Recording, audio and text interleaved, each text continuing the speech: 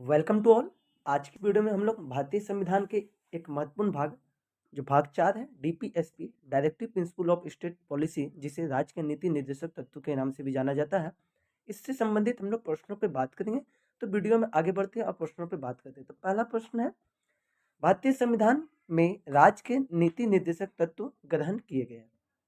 यानी इससे पूछा जा रहा है कि भारतीय संविधान में राज्य के नीति निर्देशक तत्व कहाँ से लिए गए। ऑप्शन है ब्रिटेन से, आयरलैंड से, पूर्व सोवियत संघ से या फ्रांस से। तो इस प्रश्न का उत्तर ऑप्शन बी बिल्कुल सही है, आयरलैंड से। आयरलैंड के संविधान से जो है भारतीय संविधान में राज्य के नीति निर्देशक तत्व को लिया गया। अगले प्रश्न की ओर बात करते हैं। नेक्स्ट प्रश्न है, राज्य के नीति निर्देशक तत्वों का उल्लेख भारतीय संविधान के किस भाग में है। ऑप्शन है भाग 2, भाग 3, भाग 4 या भाग 5।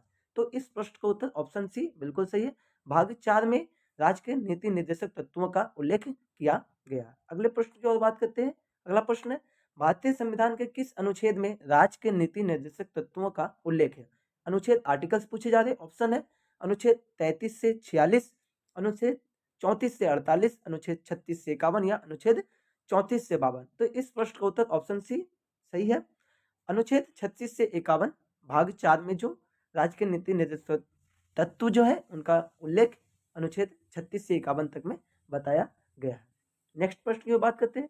प्रश्न है, भारतीय संविधान में राज्य के नीति निर्देशक सिद्धांतों को शामिल करने के पीछे मुख्य उद्देश्य क्या था। ऑप्शन है कल्याणकारी राज्य की स्थापना करना, धर्मनिरपेक्ष राज्य की स्थापना करना, सरकार के निरंकुश कार्यों पर नियंत्रण रखना या नागरिकों के विकास के लिए सर्वोत्तम अवसर प्रदान करना। तो इस प्रश्न का उत्तर ऑप्शन ए बिल्कुल सही है, कल्याणकारी राज्य की स्थापना करना नीति निर्देशक तत्वों के सिद्धांतों के पीछे का मुख्य उद्देश्य था। अगले प्रश्न की बात करते हैं। अगला प्रश्न है, भारतीय संविधान का कौन सा अंग समाजवादी व्यवस्था स्थापित करने की प्रेरणा देता। ऑप्शन है मूल अधिकार, मूल कर्तव्य, नीति निर्देशक तत्व या नागरिकता। तो इस प्रश्न का उत्तर ऑप्शन जो सी है बिल्कुल सही है, नीति निर्देशक तत्व जो है समाजवादी व्यवस्था को स्थापित करने की प्रेरणा करता है। अगले प्रश्न की ओर बात करते हैं। अगला प्रश्न है, संविधान में कल्याणकारी राज्य का आदेश दिया जाता। ऑप्शन है 42वां संशोधन में, प्रस्तावना में, नीति निर्देशक तत्वों में या मूल अधिकारों में। तो इस प्रश्न का उत्तर ऑप्शन सी बिल्कुल सही है, निर्देशक तत्वों में। अगले प्रश्न की ओर बात करते हैं। नेक्स्ट प्रश्न है, नीति निर्देशक तत्व सिद्धांत है। ऑप्शन है वाद योग है, वाद योग नहीं है, मौलिक अधिकार है या ऑप्शन डी उपरोक्त में से कोई नहीं। तो इस प्रश्न का उत्तर ऑप्शन बी बिल्कुल सही है, वाद योग नहीं है। अगले प्रश्न की ओर बात करते हैं। अगला प्रश्न है, समान कार्य के लिए समान वेतन भारत के संविधान में सुनिश्चित किया गया है। ऑप्शन है मौलिक अधिकार में, मौलिक कर्तव्य में, आर्थिक अधिकार में या राज्य के नीति निर्देशक सिद्धांत में। तो इस प्रश्न का ऑप्शन जो है आंसर होगा इस प्रश्न का ऑप्शन डी बिल्कुल सही है, जो राज्य के नीति निर्देशक सिद्धांत का जो है इसी में समान कार्य के लिए समान वेतन की जो बात है भारतीय संविधान में नीति निर्देशक तत्व में किया गया है। अगले प्रश्न की ओर बात करते हैं। भारतीय संविधान के निम्नोक्त भागों में किस में से एक में न्यायपालिका तथा कार्यपालिका के बीच जो है पृथकीकरण की बात की गई है। तो ऑप्शन है प्रस्तावना, मूल अधिकार, राज्य के नीति निर्देशक तत्व या 7वीं तालिका में। तो इस प्रश्न का उत्तर ऑप्शन सी बिल्कुल सही, नीति निर्देशक सिद्धांत के आर्टिकल 50, आर्टिकल 50 में जो है ये बताया गया है कार्यपालिका का न्यायपालिका का कार्यपालिका के साथ जो पृथकीकरण की बात डीपीएसपी में directive principle of state policy राज्य के नीति निर्देशक तत्व के आर्टिकल 50 में बताया गया है। अगले प्रश्न की ओर बात करते हैं। अगला प्रश्न है, निम्नलिखित में से कौन सा राज्य नीति का निर्देशक तत्व का सिद्धांत नहीं है। ऑप्शन अंतर्राष्ट्रीय शांति को प्रोत्साहन, ये नीति निर्देशक तत्व में है। ये जो 14 वर्ष से बच्चों को निःशुल्क शिक्षा अनिवार्य जो प्रदान करना है, ये भी डीपीएसपी में आता है नीति निर्देशक तत्व में। गौवध निषेध भी आता है। निजी संपत्ति का अधिकार, ये अलग बात आ जाती है, ये डीपीएसपी में नहीं आते। इस तरह ऑप्शन जो डी बिल्कुल सही है। अगले प्रश्न की ओर बात करते हैं। अगला प्रश्न है, राज्य के नीति निर्देशक सिद्धांतों के अनुसार किस आयु तक के बच्चों को निःशुल्क शिक्षा प्रदान करने की आशा दी यानी आशा की जाती है। ऑप्शन है 14 वर्ष, 15 वर्ष, 16 वर्ष, 18 वर्ष।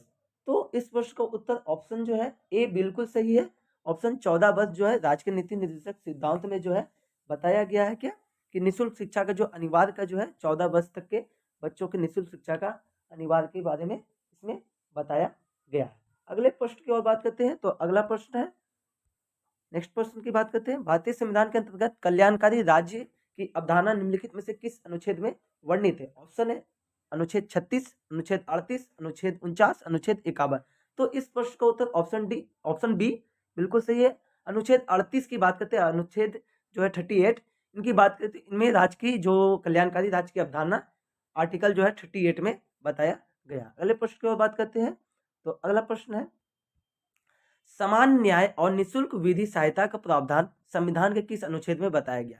यानी समान न्याय और निःशुल्क जो विधि की सहायता, कानून की सहायता की एक जो निःशुल्क की बात है प्रावधान, ये डीपीएसपी के जो है किस अनुच्छेद में बताया गया? और अनुच्छेद है 39, अनुच्छेद 39A, अनुच्छेद 40 या अनुच्छेद 44।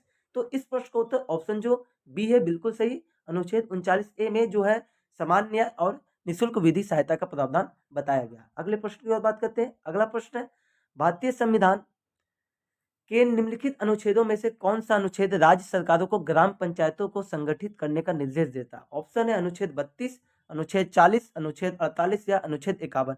तो इस प्रश्न का उत्तर ऑप्शन बी बिल्कुल सही है। अनुच्छेद 40 में जो है राज्य सरकारों को ग्राम पंचायतों को संगठित करने का निर्देश दिया जाता है अनुच्छेद 40 के अनुसार। अगले प्रश्न की बात करते हैं। अगला प्रश्न है, भारतीय नागरिकों के लिए एक समान सिविल संहिता प्राप्त करने की बात की गई है। ऑप्शन है अनुच्छेद 40, अनुच्छेद 44, अनुच्छेद 45 या अनुच्छेद 48 को।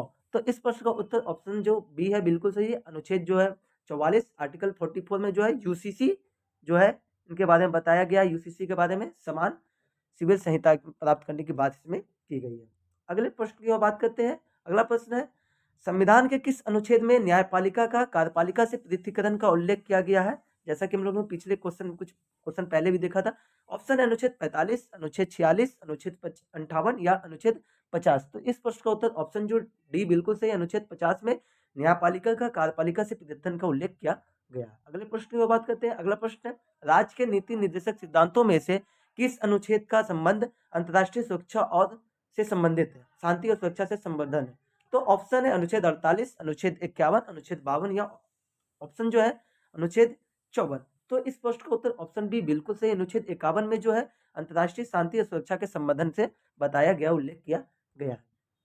अगले प्रश्न की बात करते हैं, भारतीय संविधान के किस अनुच्छेद द्वारा निम्न दुर्बल वर्गों को शिक्षा संबंधी सुरक्षा प्रदान की बात की गई है, यानी प्रदान की व्यवस्था की गई है शिक्षा संबंधी दुर्बल वर्गों के लिए?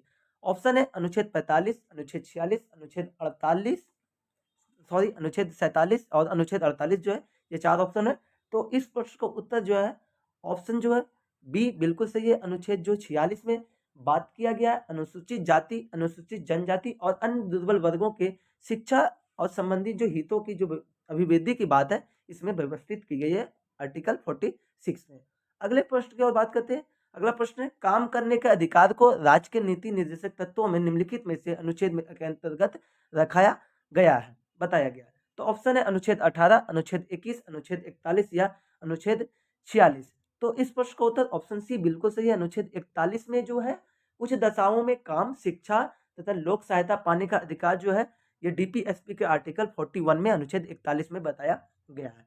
अगले प्रश्न की ओर बात करते हैं। अगला प्रश्न है, सूची 1 को सूची 2 से सुमेलित कीजिए। सूचियों के नीचे दिए गए कूट से सही उत्तर का चयन कीजिए। सूची जो 1 में है संविधान के अनुच्छेद बताया गया, सूची 2 में जो विषय बताया गया। पहला है ए में बताया गया अनुच्छेद 40, अनुच्छेद 41, अनुच्छेद 44 और अनुच्छेद 48। यदि बात करते हैं अनुच्छेद 40, तो ये ग्राम पंचायतों का गठन है, ये बिल्कुल सही है। पहला का एक होगा। अनुच्छेद 41 में बात करते हैं तो काम पाने का अधिकार, कुछ दशाओं में शिक्षा, काम, लोक सहायता की बात की गई है। यूसीसी समान नागरिक संहिता जो बात की गई है अनुच्छेद 44 में बात की गई है। और अनुच्छेद 48 की बात करें तो कृषि एवं पशुपालन का गठन की बात की गई है। यानी इस अनुसार ए का 1, बी का 2, सी का 3 है और ये डी का 4 होगा। तो ऑप्शन ए बिल्कुल सही है। ए का 1, बी का 2, सी का 3 और डी का 4। तो इस प्रकार ऑप्शन ए बिल्कुल सही है। ये अगले प्रश्न की बात करते हैं। अगला प्रश्न है, इनमें से कौन राज्य के नीति निर्देशक सिद्धांतों में सम्मिलित नहीं है? ऑप्शन है मद्य निषेध, काम का अधिकार, समान कार्य हेतु समान वेतन। ऑप्शन डी सूचना का अधिकार। मद्य निषेध, काम का अधिकार, समान कार्य के हेतु समान वेतन, ये डीपीएसपी के अंतर्गत में आते हैं। सूचना का अधिकार जो ये डीपीएसपी से अलग है, यानी राज्य के नीति निर्देशक तत्वों से ये अलग है।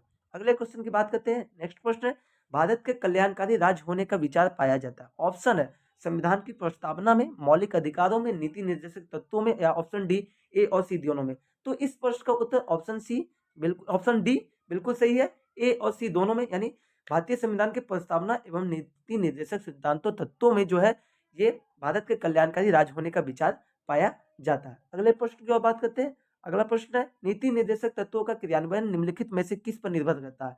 ऑप्शन है स्वतंत्र न्यायपालिका पे, राष्ट्रपति की इच्छा पर, सशक्त विपक्ष की पर, या सरकार के पास उपलब्ध संसाधनों पर? तो इस प्रश्न का उत्तर ऑप्शन डी बिल्कुल सही है।